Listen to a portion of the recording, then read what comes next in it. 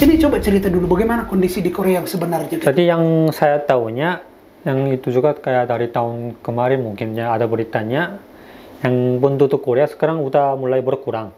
Yang paling cepat di dunia nomor satu. Di dunia? Di dunia nomor satu. Saya orang Korea, istri saya orang Sunda. Jadi mungkin kalau orang Sunda lihat orang Korea pasti lebih keras gitu ngomongnya. Ngomongnya gitu. keras. Jadi kayak saya juga pernah dengar kayak orang Korea kayak orang Batak. Setiap hari saya cuma kayak kelihatannya makan-makan, main-main, ke sana ke sono gitu kan. Iya. Tapi sebenarnya itunya direkam pas WFH atau akhir pekan atau hari libur. Ya, jadi kitanya udah rekam duluan. Kadang-kadang kita rekam yang jam 12 malam juga. Saya habis kerja, pulang rumah, rekam lagi gitu. Untuk penonton, untuk follow kita. Iya. Jadi ya jangan pikir kayak saya nggak kerja. Iya.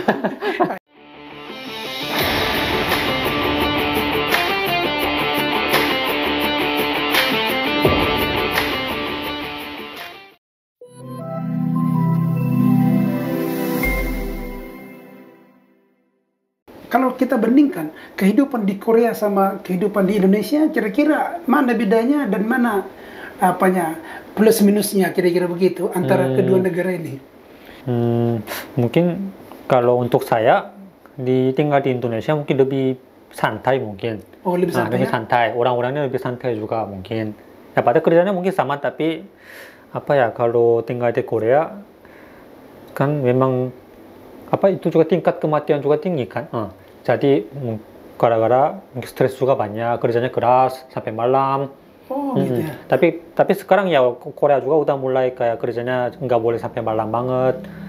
Tapi tetap masih kerja, banyak orangnya kerja sampai malam. Dan hidupnya agak susah, uangnya mungkin kurang cukup. Padahal ya negerinya udah canggih-canggih banget. Iya. Tapi kalau benar-benar tinggal di situ mungkin banyak yang masih susah hidupnya gitu. Tapi di Indonesia mungkin banyak yang hidupnya susah, tapi kalau dibandingin di sini kayak orang-orangnya lebih kayak masih senyum-senyum atau masih santai juga. Bisa jadi. Di sana kayak ketat ngotot. Keras-keras, hidupnya keras-keras. Jadi kalau kepada kaum milenial yang muda-muda ini, kalau santai juga kan nggak terlalu pas banget gitu ya. Gitu. Kira-kira ada nasihatnya nggak untuk orang-orang kaum milenial di Indonesia begitu? Ini jawabannya gimana? Ya kan selama di sini kan kayaknya ini kurangnya begini nih, ini maunya begini nih, supaya berhasil, supaya sukses gitu loh. Yang orang Indonesia atau yang orang Indonesia? Orang Indonesia. Iya dong. Tapi kalau saya kerja di sini, udah kerja di sini kan. Kalau saya lihat yang teman-teman saya, yang di kantor juga banyak kan. Tapi kerjanya ya semuanya bagus. Tapi kalau yang saya lihat yang bukan kekurangan, kayak ada yang agak beda sama orang Korea. Di sini kayak kadang-kadang kalau nggak bisa, ya seharusnya bilang nggak bisa, tapi di sini iya dulu. Banyaknya gitu kan. Tidak langsung mengakui. Kalau nggak bisa ya, menurut saran saya kayak lebih baiknya nggak bisa, nanti kita bisa bantuin. Gitu ya. Jadi bisa dikembangin kan. Iya. Kalau saya nggak tahu sesuatu ya tanya ke orangnya, nanti bisa tahu gimana caranya, solusinya. Ada solusinya atau gimana kerjanya. Tapi di sini agak susah bantu. Saya susah bantu. Ya gara-gara tidak ada pengakuan ya. Nggak mau mengakui kekurangan. Tapi mereka gitu. iya dulu, bisa. Tapi nantinya nggak bisa. Oke. Mungkin itu doang. Iya itu ya. Kemudian yang kedua, kan kita tahu ya, kalau di Korea itu sekarang pertumbuhan penduduk itu sangat rendah. Ya. Artinya sudah banyak orang-orang yang tidak mempunyai keturunan gitu ya, atau tidak suka punya keturunan kan begitu. Ini coba cerita dulu bagaimana kondisi di Korea yang sebenarnya. Gitu. Jadi yang saya tahunya, yang itu juga kayak dari tahun kemarin mungkin ya ada beritanya, yang penduduk Korea sekarang udah mulai berkurang. Penduduknya udah berkurang. Yang paling cepat di dunia nomor satu. Di dunia? Di dunia nomor satu. Sama nomor 2-nya angkanya jauh beda. Jadi biasanya kayak kita paling cepat turunnya. Tapi kalau mungkin nomor 2-nya kayak lebih cepat dikit gitu kan, lebih slow dikit. Tapi Koreanya kayak di bawah banget. Langsung nomor 2-nya di situ. Jadi jauh beda. Iya. Katanya kayak mungkin sekarang orang-orangnya nggak mau nikah, nggak mau punya anak. Gara-gara mungkin sama dengan itu yang mungkin hidupnya agak stres, hidupnya susah juga mungkin. Jadi mungkin enggak mau berat lagi. Kalau punya anak mungkin lebih berat lagi kan. Kayak uangnya mungkin kurang cukup bisa jadi uangnya kurang cukup. Jadi orang-orangnya mungkin sekarang memilihnya yang lebih baiknya enggak punya anak. Dan mungkin orang-orangnya sekarang maunya kayak mau apa ya bahagia sendiri mungkin bisa jadi mungkin hidup sendiri mau bahagia dulu hidup sendiri kayaknya sepertinya gitu. Baik, kalau begitu ini kan sudah lihat Indonesia bagaimana, sementara Korea begitu. Apa memang di sana susah hidup atau katakanlah pendapatannya terlalu rendah bagi keluarga-keluarga atau bagaimana? Pendapatannya mungkin lebih tinggi daripada Indonesia pasti karena ekonominya beda kan. Tapi pada uangnya segitu tetap kurang cukup gitu. Mungkin biaya-biaya apa sehariannya lebih tinggi. Yang bahan-bahan pokoknya lebih mahal mungkin. Jadi pada uangnya besar mungkin masih kurang cukup. Tapi kalau orang kaya-kayanya sama dengan di sini orang kayanya memang kaya aja, tapi yang biasa-biasanya mungkin masih kurang cukup kayaknya. Oh, begitu ya. Seperti itu. Oh, padahal kita dari Indonesia itu mengira negara Korea ini adalah negara yang sudah makmur. Oh ya, udah maju ya, udah maju. Iya, udah. Maju. Tapi kalau seandainya pun di sana juga mereka masih berkeluh gitu ya, masih merasa belum cukup, ya akhirnya memang bisa kita pahami. Rupanya semakin tinggi pendapatan, semakin tinggi juga kebutuhan gitu ya. Ya, betul. Tapi sangat luar biasa. Akibatnya mereka itu menjadi seolah-olah tidak mau atau takut punya anak gitu ya. Mungkin ada yang masih punya tapi banyaknya mungkin nggak mau kayaknya. Nggak mau lagi ya? Udah mulai kayak sama seperti gini. Kalau saya punya pacar atau yang istrinya mungkin di Korea yang orang-orang sekarang merekanya cuma mau berdua aja gitu. Mungkin sekarang udah mulai gitu. Oh, gitu. Udah mulai kayak berdua bahagia aja. Uangnya pakai uang kita untuk pakai kita aja seperti itu kayaknya. Saya juga nggak tahu yang semuanya gitu atau enggak, tapi udah terjadi yang udah bisa lihat kan gambarnya kayak udah menurun, udah jatuh. Jadi mungkin panjangnya nggak mau kayaknya. Tapi kan kalau anak tidak ada, berarti ini orang kalau sesudah tua nanti, mereka ini ditanggung oleh pemerintah. Kan begitu ya? Tapi itu juga sebenarnya enggak. Enggak juga. Mungkin dia udah harus kumpul uang sendiri. Pasti. Yang pas muda kumpul uang sendiri untuk siapin masa depannya masa tuanya. Oh, gitu. Kayaknya. Karena saya juga masih belum, tapi kalau yang saya tahunya seperti itu. Kita siap sendiri, nanti dibantu dikit sama pemerintah pasti ditambahan. Gitu. Tapi ini Om Kim kan sebagai generasi daripada Korea begitu ya. Ini gimana kira-kira? Apakah juga rasanya lebih enak tidak punya anak atau masih ada hasrat punya anak begitu bagaimana? Sebenarnya kalau punya anak mungkin ada hal yang bagus juga mungkin yang itu bikin keluarga. Nanti saya bisa lihat anaknya nanti jadi besar, mungkin bisa bahagia juga. Jadi sebenarnya kalau punya anak saya juga mungkin mau punya anak mungkin kalau ada bisa bahagia lebih bisa juga tapi kalau sekarang mungkin orang Korea juga mungkin udah tahu kalau punya anak pasti mungkin bahagia. Tapi mungkin mereka dibandingin sama kayak ekonominya, kayak kalau aku punya anak bisa bawa dia sampai besar atau enggak seperti itu mungkin. Mungkin ada yang kayak ada kesulitannya gitu. Mungkin dianya harus kerja lebih keras untuk anaknya. Saya kurang tahu tapi mungkin saya kayaknya gitu. Tapi pasti orang-orangnya masih tahu yang kalau punya anak bisa lebih bahagia juga.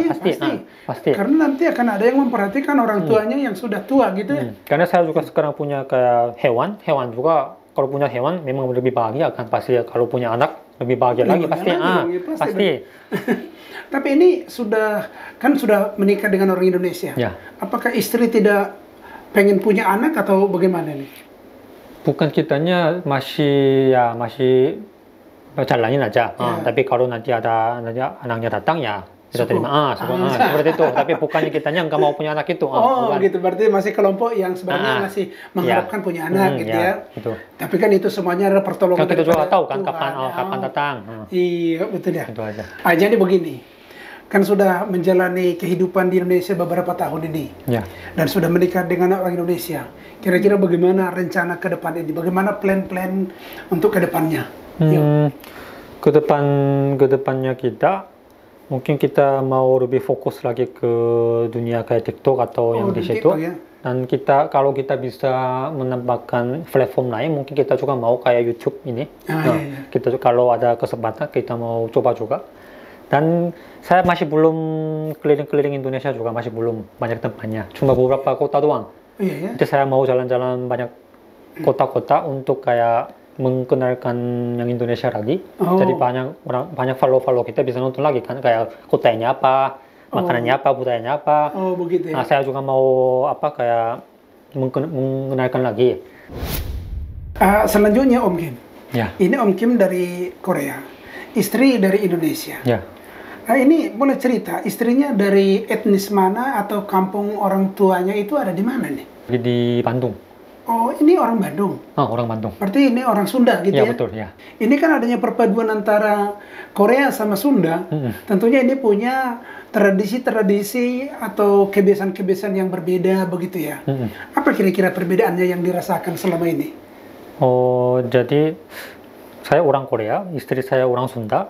Jadi mungkin kalau orang Sunda lihat orang Korea pasti lebih keras gitu ngomongnya. Ngomongnya gitu. keras.